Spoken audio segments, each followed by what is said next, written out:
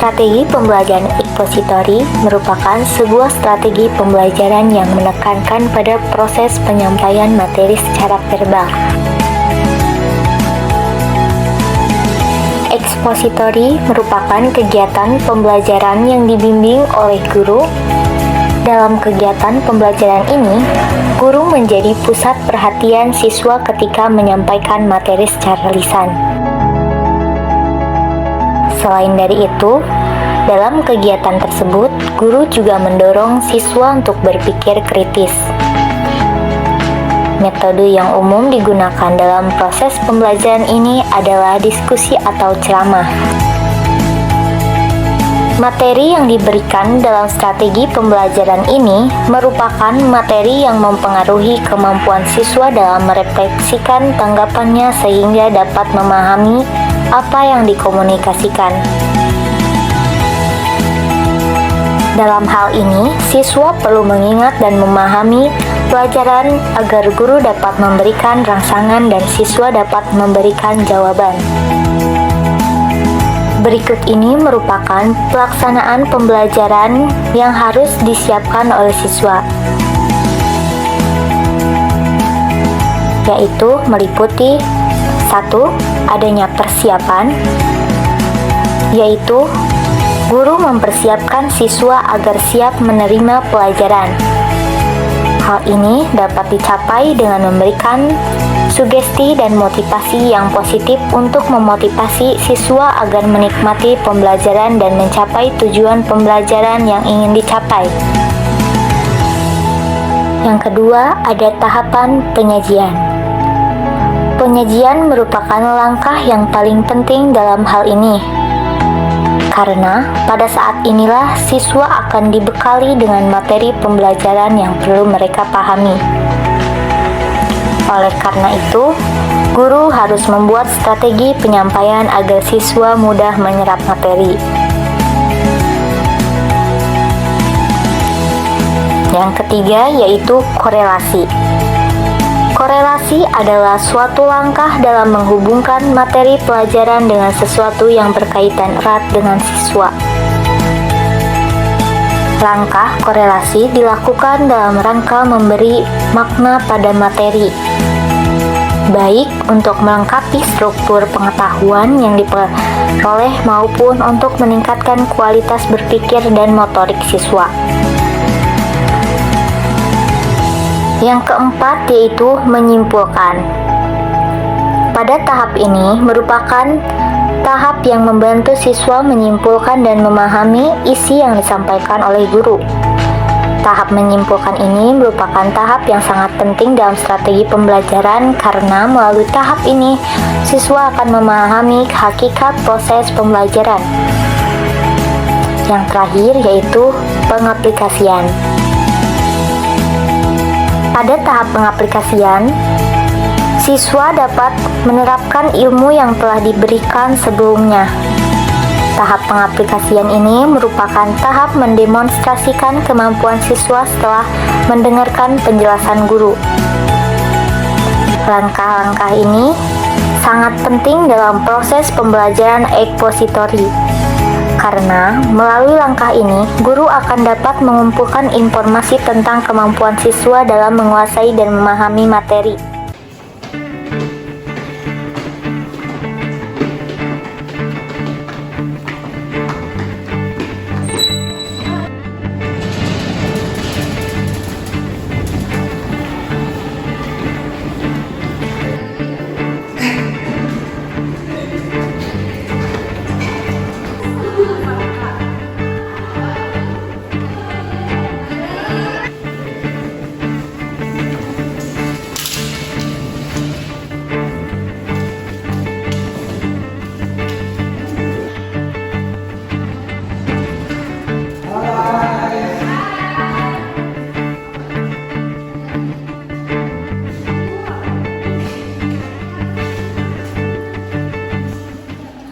A few moments later.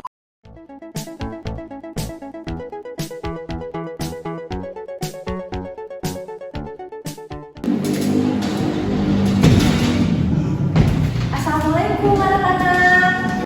Waalaikumsalam.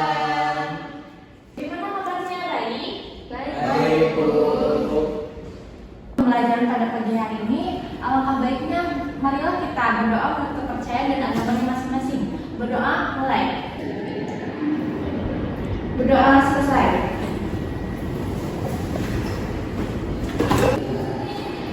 Baik, karena PPT sudah menyala, untuk mengefektifkan waktu, Ibu akan mempresentasi terlebih dahulu ya. Baik, Bu. Epi, hadir Bu. Putri, hadir Bu. Nisa, hadir Ibu. Aida, hadir Ibu.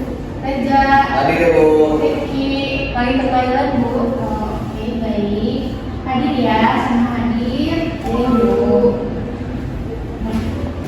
Nah, pada materi pembelajaran kali ini kita akan mempelajari Budi Utomo. Nah, ada yang tahu tidak apa itu Budi Utomo? Sebuah organisasi Bu. Nah, ada yang lain? Pahlawan Bu. Apakah ada yang mau menjawab lagi? Oh, baik. Nah, Ibu akan menjelaskan sedikit ya tentang Budi Utomo. Budi Utomo didirikan pada tanggal 20 Mei 1908 atas inisiatif dari Dr. Wahidin yang kemudian disambut oleh Sutomo dan rekan-rekannya di Skopje atau Sekolah Kedokteran Pribumi. Nah, tujuannya yaitu untuk mengembangkan pendidikan dan kebudayaan serta melakukan usaha peningkatan perekonomian.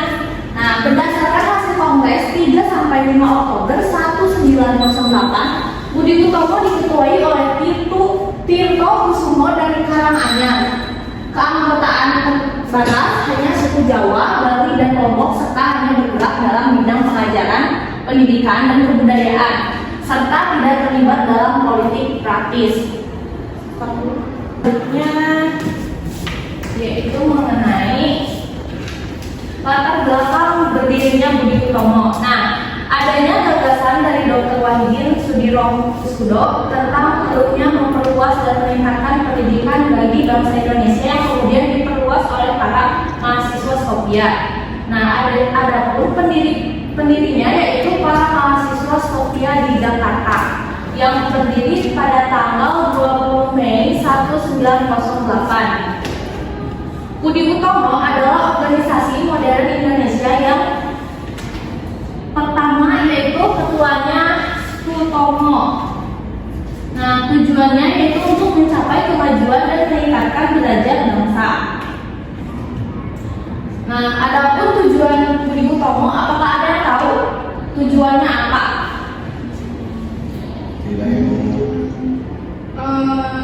Untuk kemajuan bangsa yang harmonis. Oke, apakah ada yang mau menjawab lagi? Baik, nah tujuan Budi Utomo adalah untuk memperoleh kemajuan yang harmonis bagi nusa dan bangsa di Jawa, Madura pada saat itu. Nah, maka yang dibutuhkan yaitu adalah beberapa usaha diantaranya yaitu untuk memajukan pengajaran sebagaimana yang menjadi tujuan dari Dr. Wahidin sebagai usaha pertama mencapai kemajuan bangsa. Lalu yang kedua yaitu untuk memajukan pertanian, peternakan, serta perdagangan. Jadi sudah dimengerti bahwa bidang perekonomian juga menjadi fokus penting memajukan kesejahteraan supaya bisa memajukan teknik industri yang berarti ke arah itu sudah menjadi cita-cita bangsa. Nah, lanjut ke slide selanjutnya yaitu ada perkembangan Budi Utomo. Nah, pada tanggal 3-5 Oktober 1908 Kongres Budi Utomo pertama digelar di kota Yogyakarta. Pada kongres ini Budi Utomo telah memiliki 7 cabang yang tersebar di beberapa kota yaitu Batavia, Bogor, Bandung, Magelang, Jogja, serta Surabaya dan Ponorogo. Nah, berikut beberapa keputusan hasil kongres pertama Budi Utomo, diantaranya yaitu Budi Utomo tidak berpolitik. Kegiatan Budi Utomo ditujukan pada bidang sosial, budaya, dan pendidikan. Nah, selanjutnya organisasi Budi Utomo mengalami perkembangan yang sangat lambat, yang mana aktivitasnya hanya terbatas pada penerbitan majalah bulanan dan beberapa petisi yang dibuat untuk diserahkan pada pemerintah untuk meningkatkan mitra dan mutu sekolah menengah pertama. Nah, akibat kepemimpinannya pengurus pusat makin melemah sehingga cabang-cabang Budi Utomo melakukan banyak aktivis sendiri yang hampir tidak banyak hasilnya, seperti seperti pemerintah yang telah mengawasi Budi Utomo sejak awal mengambil kesimpulan bahwa Budi Utomo tidak memiliki pengaruh yang besar terhadap rakyat. Nah, struktur Budi Utomo terdiri yaitu ada ketua, wakil, sekretaris 1 dan sekretaris 2. Lalu ada juga didukung oleh bendahara, komisaris serta komisaris lainnya yang mana ketuanya diketuai oleh Sutomo. Nah, tokoh pendiri Budi Utomo yaitu Sutomo. Nah, kalian apakah tahu Sutomo itu lahir di mana dan kapan? Di Jawa Timur Bu. Oke, baik, benar. Kita lanjut ke materi yang selanjutnya aja ya. Nah, yang kedua ada Dr. Wahidin. Nah, Dr. Wahidin ini lahir di Klaten, Sleman, Yogyakarta pada 7 Januari 1852. Nah, meninggal di Yogyakarta pada tanggal 26 Mei 1917 pada usia 65 tahun. Ia adalah seorang pahlawan nasional Indonesia yang mana namanya selalu dikaitkan dengan Budi Utomo karena walaupun ia bukan pendiri organisasi kebangkitan nasional, dia juga adalah merupakan penggagas berdirinya organisasi ini. Nah, yang ketiga ada Tirto Kusumo. Nah, Tirto Kusumo menjadi bagian dari pendirian Budi Utomo. Mungkin kalian kurang mengetahui ya tentang Tirto Kusumo, tapi kalian bisa lihat gambarnya ada di depan. Beliau adalah Tirto Kusumo. Nah, lanjut next ke yang selanjutnya. Nah, di selanjutnya ada kegiatan politik Budi Utomo. Nah, yang mana diantaranya yaitu ikut duduk dalam Komite India, dan yang kedua yaitu mengusulkan dibentuknya Polstar, dan yang ketiga merencanakan program politik untuk mewujudkan pemerintah parlemen berdasarkan kebangsaan. Nah, yang ketiga yaitu ikut bergabung dengan PPKI, yang keempat bergabung dalam PBI, dan yang kelima yaitu melancarkan isu pentingnya pertahanan sendiri dan serangan dari bangsa lain. Yang terakhir yaitu menyokong gagasan wajib militer di pribumi. Nah, yang selanjutnya yaitu adanya Dewan Rakyat.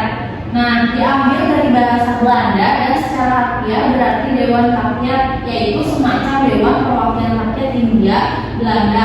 Dewan ini dibentuk pada tanggal 16 Desember 1916 oleh pemerintahan Hindia Belanda yang diprakarsai oleh Gubernur Jenderal Van Limburg yang bersama dengan Menteri Urusan Koloni Belanda. Nah, sampai di sini apakah ada materi yang kurang dipahami atau mau ditanyakan kepada Ibu? Mau Bu, aku mau nanya. Jadi kan tadi kata Ibu tuh ada tentang bagaimana sih Ibu Budi Utomo ini mempengaruhi gerakan politik dan sosial yang lainnya di Indonesia. Baik. Nah, boleh Ibu jawab ya. Budi Utomo tentunya memiliki pengaruh yang signifikan terhadap gerakan politik dan sosial lainnya di Indonesia. Nah, yang mana mempengaruhi gerakan tersebut yaitu adanya pembentukan identitas nasional, yang mana Budi Utomo membentuk identitas nasional Indonesia dengan memperkuat kesadaran akan kebangsaan dan kebudayaan bangsa. Mereka menekankan pentingnya persatuan dan kesatuan dalam menghadapi penjajah. Lalu yang kedua ada pengaruh terhadap pendidikan. Nah, Budi Utomo berperan dalam pengembangan sistem pendidikan di Indonesia. Yang ketiga yaitu adanya organisasi kemasyarakatan. Yang keempat pergerakan kemerdekaan. Yang kelima yaitu pengembangan pemikiran politik. Nah, Budi Utomo turut berkontribusi dalam pengembangan pemikiran politik di Indonesia. Mungkin sekian materi yang barusan yang ditanyakan oleh Putri. Apakah ada pertanyaan lain dari yang lainnya? Saya Ibu. Boleh tidak? Bagaimana sih Bu dampak dari keberadaan Budi Utomo terhadap masyarakat Indonesia pada masa kolonial? Baik. Nah, dampaknya menyeluruh ya, ada di bidang pendidikan, kebangsaan, kebudayaan, kesenian dan sastra, ada juga di politik. Nah, untuk di pendidikan sendiri, Budi Utomo mendirikan sekolah-sekolah untuk mendidik anak-anak priai dan kaum terpelajar lainnya. Hal ini membantu meningkatkan tingkat pendidikan di kalangan masyarakat Indonesia pada masa itu. Yang kedua dari kebangsaan, yang ketiga kebudayaan, dan yang keempat kesenian dan sastra. Nah, Budi Utomo mendukung perkembangan kesenian dan sastra di Indonesia. Mereka mempromosikan karya sastra dan seni yang mengangkat nilai-nilai kebangsaan dan patriotisme. Yang kelima yaitu di bidang politik. Nah, meskipun pada awalnya fokus pada pendidikan dan pembangunan moral, Budi Utomo juga kemudian menjadi semakin politis dan terlibat dalam gerakan-gerakan politik yang memperjuangkan kemerdekaan Indonesia. Baik, mungkin seperti itu yang kurang lebihnya Reja. Nah, apakah ada yang mau ditanyakan lagi selain dari itu? Sudah cukup saja Bu, lanjut saja ke materi. Baik. Ibu lanjutnya ke materi tentang faktor yang menyebabkan semakin lambannya Budi Utomo. Fokus ke dulu ya. Nah, di sini ada faktor yang menyebabkan semakin lambannya Budi Utomo. Budi Utomo cenderung memajukan pendidikan untuk kalangan priai daripada penduduk umumnya. Nah, yang kedua yaitu lebih mementingkan pemerintah kolonial Belanda daripada kepentingan rakyat Indonesia. Dan yang ketiga, menonjolkan kaum priai yang lebih mengutamakan jabatan sehingga menyebabkan kaum terpelajar tersisih. Dan yang terakhir yaitu karena munculnya Sarekat Islam pada tahun 1912. Nah, Ibu ingin bertanya ya kepada salah seorang, mungkin kepada Adinda. Iya Ibu. Ibu ingin bertanya, apakah Budi Utomo mengalami evolusi atau tidak? Kurang tahu Ibu. Oh, baik. Nah, mungkin Ibu akan jelaskan ya. Nah, Budi Utomo tentunya mengalami berbagai evolusi ya, seperti pendirian yang lain juga, yaitu pada awal pendiriannya sekitar 1908 sampai 1920-an. Lalu kemudian perkembangan dan pencapaiannya ada di pada tahun 1920-an sampai 1930-an. Nah, yang ketiga yaitu ada masa dekade pendidikan dan sosial yang mana terjadi pada tahun 1930-an sampai 1940-an. Dan yang terakhir yaitu peran dalam pergerakan kemerdekaannya terjadi pada sekitar tahun 1940-an. Mungkin sekian aja materi yang bisa Ibu bawakan pada hari ini. Nah, Ibu akan membacakan kesimpulan ya. Baik, Ibu akan membacakan kesimpulan pada hari ini. Budi Utomo adalah sebuah organisasi pemuda yang didirikan oleh Dr. Sutomo dan para mahasiswa Skopje. Nah, didirikan pada tanggal 20 Mei 1908 yang digagaskan oleh Dr. Wahidin. Tujuannya yaitu yang pertama memajukan pengajaran, yang kedua memajukan pertanian, peternakan dan perdagangan, yang ketiga memajukan teknik industri, dan yang terakhir menghidupkan kembali kebudayaan. Nah, Budi Utomo merupakan organisasi yang pertama berdiri sebagai pelopor kegerakan nasional, maka pada tanggal kelahirannya yakni 20 Mei 1908 dijadikan sebagai Hari Kebangkitan Nasional. Baik, mungkin sekiannya pembelajaran kita pada hari ini. Ibu akan cukupkan materinya dan kita tutup dengan pembacaan hamdalah bersama-sama.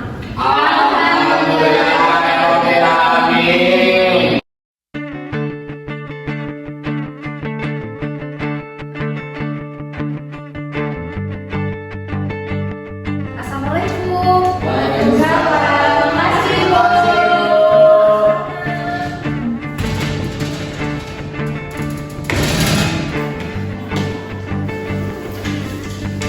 Yuk, sudah semua? Sudah. Ini ya. Ayo, Praktikul. mari kita pulang. Nih. Lila pulang. Bersama keluarga masing-masing.